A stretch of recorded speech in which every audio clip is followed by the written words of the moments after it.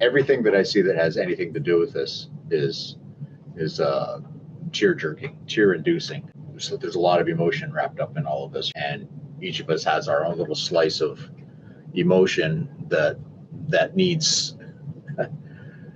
to be put to rest in a comfortable way. You know, and there's a lot of wounds that have been torn open, but they're going to heal now, I hope.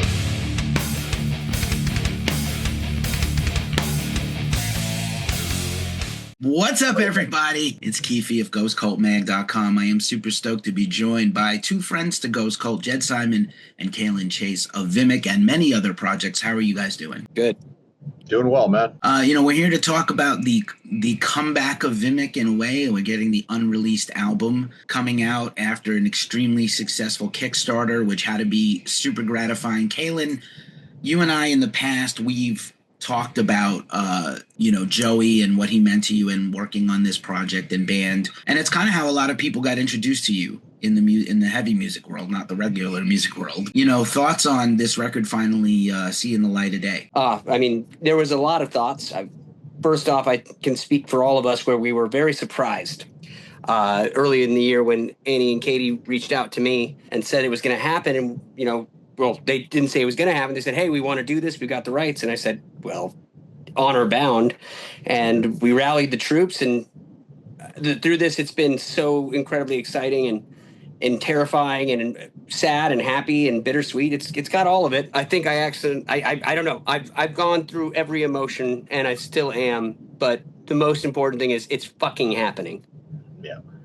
Yeah, Jed is like the Lon Chaney of metal. He's been in so many projects and bands, but this is a very special one for you, I know. And, you put your blood, sweat, and tears into this thing, right? Yeah, I think we all pretty much put about as much as one could put into a band, and it was fraught with, hiccups and the highest of highs and sometimes the lowest of lows. And to get to this point, I guess where we're at now is a damn good feeling, because like Kalen said, none of us thought they would ever come to this, and we'd always talked about it, when we were together, hanging out and stuff.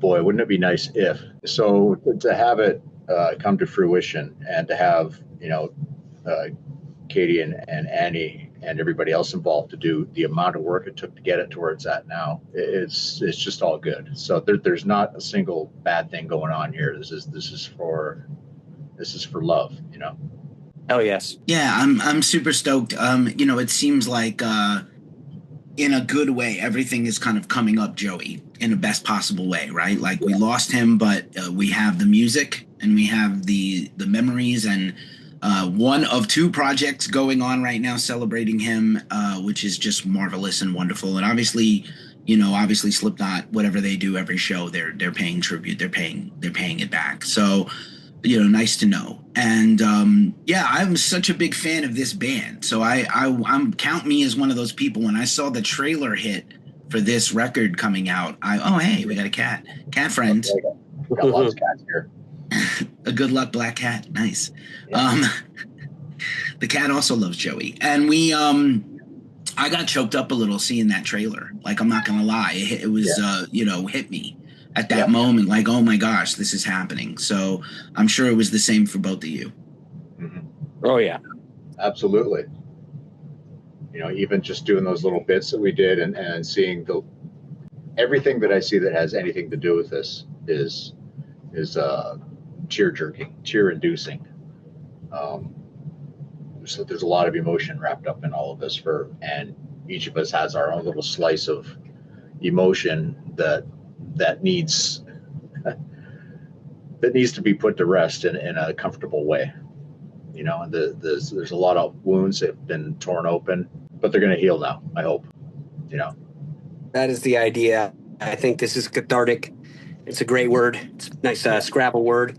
But it's real. I didn't realize that I hadn't processed hardly any of it. I thought I'd grieved my friend, and I thought I'd grieved the band, and I thought I grieved the hiccup in the professional career. And then I realized that, I didn't give a shit about anything other than, I remember when it first came out, I got emotional and I was like, I just miss my buddy. And then I stopped feeling sorry for myself, and I said, wow, I have an opportunity to celebrate him in the best fucking possible way. And that's been the driving force, I think, what I've seen with everybody involved, and so many people have stepped up, not to mention the fans who made this possible with our crowdfunding. When I said rally the troops, I was talking about the boys in Vimic, and then it just kept growing, and everyone came together in the most beautiful way, and I am just blown away by it. Yeah. Just the support through and through is pretty awe-inspiring. I'm one of those people. I work as a marketer professionally in music and other things, and I'm always the guy that says, "Don't read the comments." But in this case, Reddit has been a wonderful community for Joey and his legacy, and Open Your Omen in particular has a mythological level of excitement. Like, I don't know a sports movie. I don't know what to compare it to. Star Wars. Like, people are like overjoyed that this thing is happening, that this show is happening October 3rd, just unbelievable. And I don't want to miss the chance to talk about the Joey Jordison Charitable Fund, where the proceeds will go, and which I think is going to be ongoing. It's not just, this is not a one-time, let's do something once and dash. I think this is going to go on and on. The family has done a very nice job in really getting organized. You see sometimes with things like this where, I don't want to say suspect, but difficult to pull together because it's a loved one, and it's hard to, get the distance to run something like this. So I've been very impressed on the outside looking in about how this has all been put together. Yeah, it's been a ton of work for all those folks involved. It feels like we've done a ton of work too, but the amount of logistical stuff that they've had to do and legal stuff is a hill that I can't even imagine climbing. No, that's when the sisters called me. I immediately talked to my manager, Crystal Gans from Mind Our Music, and said, "Hey, they're asking me questions that my pea brain doesn't understand. Can you?" And Mind Our Music is her management company, so I just call her Mom, and I usually call her Mom like this: "Mom, help! I've shit my pants." Why didn't I think of that already? Mom, of course. Crystal is Mom in a way. Oh yeah, she's been so like Annie, Katie, and Crystal, and not to mention so many other people. Like, it's impossible to name them all, but the family came together, the fans, this group, and so many volunteers that will be named, but we all have our special talents. And I think we've allowed ourselves to kind of facilitate where we excel at. And it's been very clear when somebody's trying to take something on that is not their strong suit. And we've all been really good at saying, "Nope, not for me. Somebody else do this." Yeah. At least I can say that for myself, especially. Yeah. No, I think the duties have been meted out accordingly as we've gone on. Yes. Specialists have stepped up. Right on, Rad. The Kickstarter, I know that crowdfunding has gotten a little bit of a black eye since the pandemic, but I have to say I thought it was done extremely well. Like I said, the trailer hooked me, and I think it definitely met the goal well ahead of time, which is very impressive. But in general, like, I loved seeing the Kickstarter because you could see in real time people reacting to this, to Open Your Omen being released, and the full vinyl treatment, and sort of like, this is your moment, get this thing. It's probably not going to ever happen again. And, get your copy now. So I think that's, really wonderful. I know there's the double LP and the CD version and merch and everything. And there were merch options and ways to show love and support. And people were commenting. How did you feel about it while it was ongoing before it was completed? I didn't know what the fuck was going on. That's why I was waiting for you to answer. This isn't my strong suit. I dabbled with the concept of doing a crowdfunding for myself, and I nixed the idea because of some of the bad taste I had in my mouth, and I had my own reasons, and then I realized that that's my own bullshit, and this was such a beautiful, pure. I mean, if I haven't seen any bad comments, and I actually looked a bit myself, which I normally don't do, but this is a pure thing, and our intentions were made very clear, and they are exactly what they are. So while it was happening, I was kind of just getting used to the concept that we were literally being produced by everyone who loves us. Like, everyone's got a credit in a sense, not legally, of course. You guys can fuck off. I love you, but this was a communal effort, And as it happened, and as it happened quickly, we were like, oh, well, I guess there's people who want this. I don't remember who said it or how it was said, but the paraphrase is, well, fuck, now we have to do it. Yeah. Yeah, for sure. I think it's about the purest form of crowdfunding, you can have, because it's absolutely for a good cause. And there's no bullshit going on behind the scenes. It's for Joey. There's the money goes right back to his charitable foundation, apart from expenses, which there are a lot of. Yeah. Well, Chad, you have 3 chimpanzees coming just for your entertainment. That we had to. When did the elephants get delivered? Oh, shit. Did we put air holes in the crates? Yeah, just basic expenses to make the show happen.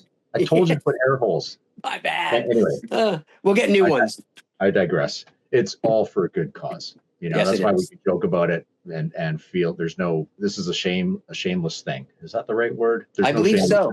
It's every possible reason for this to happen that's good applies, because it's all for the better good. Yep. I don't have any empirical evidence about pachyderms, but I'm pretty sure it's just one hole is all you really need for those guys, right? Just one big hole for the trunk to kind of peek out. That big? Yeah. Yeah. Well, oops. That's on me. Like a blowhole on a whale or a ship. Right on. Let me just ask like an actual brass tacks question. Is like, how much time have you spent with this record before recent times? Is this something you guys put down and Joey passed and that was it? You didn't return to it? Have you revisited this record before recently ever? That's an easy answer for me. The amount of time I spent with it is exactly that much. There's too much pain involved. And that, for me, that stemmed back to before Joey passed away, because there's a lot of shit going on, and it hurt.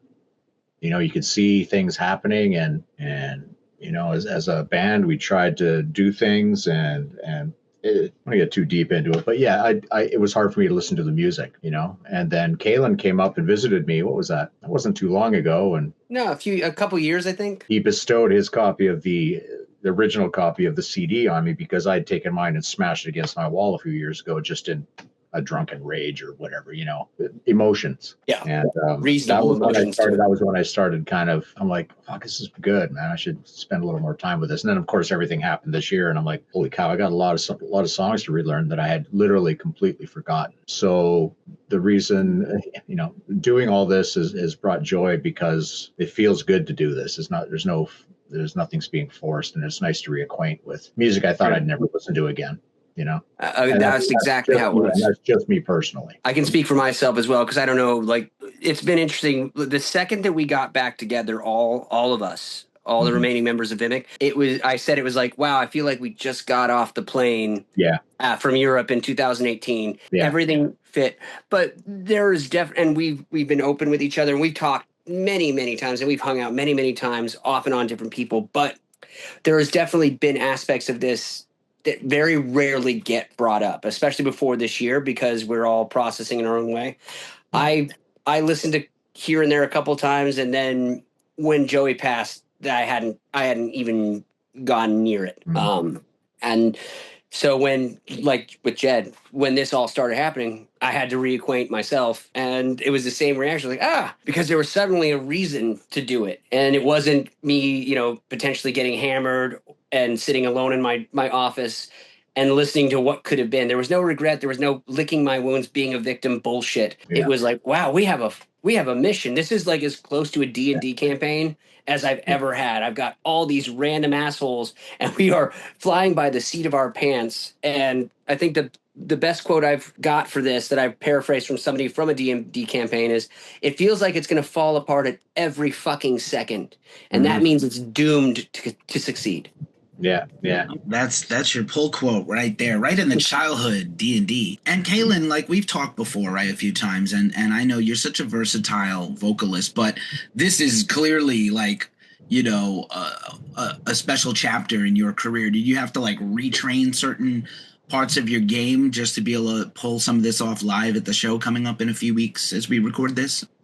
Yeah, I had to retrain everything, because I was also out of commission for about 2.5 years with chronic sinusitis. I had 2 surgeries, didn't know if I was ever going to sing again. And I had just gotten back into fighting shape just to sing my my alt rock, whimsy fucking crooning shit, and all of a sudden I have to do extreme metal. So I've been working as hard as I possibly. I haven't worked this hard since I was doing opera as a teenager. So yes, a lot of retraining. Yeah, that was the topic of one of our previous interviews, talking about your background and opera and stuff like that, and vocal training. It's absolutely worlds apart and different stuff. Baby yourself and be good to yourself. Congrats on your recovery. I wasn't fully aware of all that. I think I vaguely knew that you had some medical problems, and that was it. Yeah, it was a big gnarly. I don't like talking too much about it, just because it's like, especially right now, we're here to talk about positive things, but it was an amazing challenge, and I'm super blessed that I got through it, and now I get to pretend I'm in my 30s again, and that's funny. Right on. Well, Jed and I can tell you it's hindsight is 20/20 for your 30s, but it's all good. It's all good. My hindsight's legally blind, so it doesn't matter. That's correct. But maybe that's your superpower, though, on top of singing. So we got the show coming up, and obviously you got to get a set list together from this album and all the singles and things people want to hear. And you have some very special guests. Obviously, Joey is irreplaceable as a person and a drummer, but you have extremely talented folks who are going to sit the throne and jam. So I think that's also super exciting. Do you want to talk about the process? I know you know some of those people well. Do you want to talk about the process of choosing some of those guests? Well, I'm gonna throw this to Jed, but I'm gonna say right now that if it wasn't for Jed's connection to his fellow Canadian Ash Pearson, we would be all in a state of panic right now. Having Ash as kind of our main guy from 3 Inches of Blood, a band that Joey produced before Ash was in the band. But when Jed said Ash, I was like, that is so friggin' perfect. So right away, I'll field it to you, Jed, about all that. Yeah. Yeah, Ash came to mind immediately. So did Gene. So did Thomas from Sugar. But, eventually because Ash had a working personal relationship with Joey, that it was a no-brainer. And his sisters apparently had been looking for him. I don't know if they couldn't remember who he was. I don't know how it happened, but I mentioned his name. They're like, that's the guy we've been looking for. And I think he's one of my best friends. So, it all came together really quick. Ash is like all us guys in Strapping were when we were younger. We were in 27 bands at all times, and Ash is doing that right now. And it's the guy can pull it together. He's such a professional, but he's gonna handle the duties for the heaviest stuff. And he's also pretty technically adept. So he's put together the click tracks and kind of got everything on his technical end together to make it flow better for all of us. So that's really cool. The other drummers, I don't, of course, now I'm sitting here doing an interview and I can't think of who's who. All I can think is Dean Castronova, because I can't wait to meet that guy, because I absolutely worship his drumming. Dean is the boss, man. That's a huge get. Chris from Accept. Yeah, Chris from Accept. Luana from Crypta. I've met her. That's about it. Yeah, and then we got Caleb, that child prodigy. Yeah. We got Dean's son, Kyle. We have my former drummer, Kyle Mayer, who played with 10 years and is currently in September Morning, but he played with me in The Changing, and Joey played with us on Family Values in 2007. Not to mention, Kyle helped me with the first demos of the Vimic vocals I was doing in LA when Joey was in Iowa. So we're trying to bring people that are connected to him, not only people who love him, and there's going to be more, and there's going to be some surprises, but every single person involved has just shown up in the most positive, supportive way. Yeah. And all the music jokes about drummers being this way and bass people, everyone has thrown all pretenses out the window, and people are just boots on the ground getting this shit done and bending over backwards for it. So we're very excited about the drummers, and we have got a good set list and some good form. I'm unfortunately, or fortunately, depending on whose perspective it is, the music director of this thing. So I had to figure out a way. How do we get Baker's dozen of fucking drummers in and out and without making it a nightmare? So we have a good plan. We'll see how it goes. Yeah, the pieces, all that work is coming together now, and all it's left to do is get to LA, in the next few days or however many days it is, and hammer it out again and hammer it out with the guests, do our dress rehearsal and hit it, man. That's it. You know, and then I'm looking forward to it now. I'm nervous, but that's I've always been like that. But what's bothering me now, and I just have to get over it, is like, I'm like, what's going to happen after? You know, there's going to be an emotional outburst, I suppose you could say, because, you know, we did it, you know, and oof, going to be a lot of Kleenex flying around at that time probably. Yeah. Well, be kind to yourself, because, you know, again, there's no real there are actual rule books on grieving, but they don't really apply, right? Like, you're still human, so be good to yourself and be fair to yourself. Also, keeping it in the family, friend to Ghost Cult and huge G.I. Joe nerd like me, Wednesday 13. So it's going to be like a whole night of Joey music, you know, because Wednesday has been doing Murderdolls stuff in the set for a long time. I know, they go back so far, you know. They were so close. And Wednesday's great, and we've covered him all over the world and his band. So killer new album, a lot of fun stuff going on there, and of course there'll probably be like a heavy Murderdolls influence there on the set list. I'm certain. Tetragram, we've covered a lot of shows there. Great venue. Just all coming together. Joey's Charitable Fund, along with Broken Strings, which is the partnership from the nonprofit in Iowa. Yeah. Can't say enough positive and good things. This is like a feel-good story. I know it's going to be hard, but I appreciate the both of you and the rest of the band and everybody involved for pulling this together and doing this. And shout out to the PR Magen for putting us together, because I wanted to talk to you about this. I'm really glad, because I was a big fan of this band, and I'm hopeful to get a copy on CD or vinyl at some point somehow. And I'll be scanning Discogs for a vinyl probably soon. And once they're in the hands of people. And I can't thank you enough as a fan for doing this. I know how hard it has to be to put yourself in this position, but I'm appreciative that it's all for the right reasons, like you said, Jed. Yeah, it is. So it's a feel good thing with, the heavy overtones.